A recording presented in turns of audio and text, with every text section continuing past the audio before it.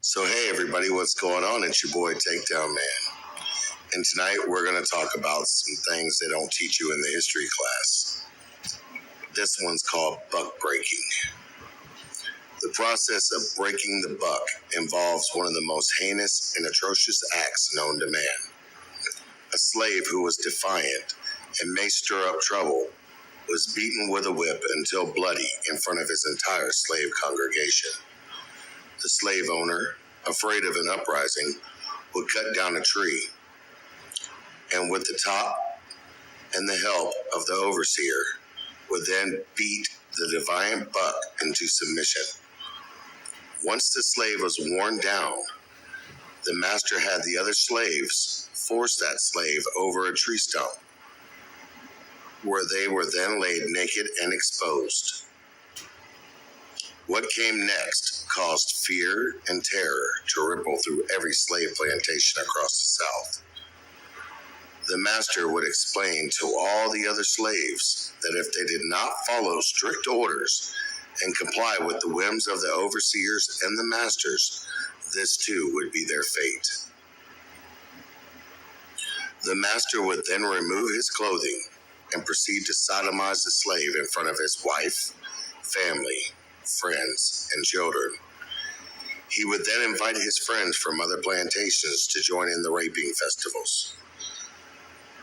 In order for this plan to take effect, he would require the slaves' children to watch, front row center, so they too could witness their parents' sexual demise and humiliation. Buck breaking was the slave's master's very effective tool to keep all slaves from ever being defiant and taking revenge. It also frightened the mothers and wives from ever giving consent to an uprising.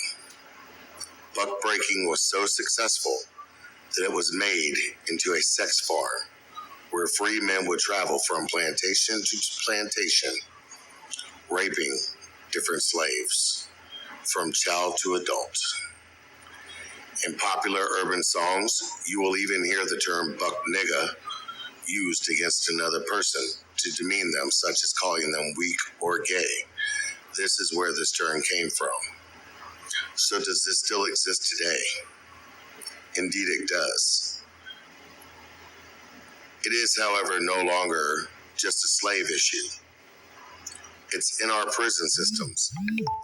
When people get out of line, prison rape or bucking is an effective way of making sure one is, demeaned in a way to where they will no longer be respected.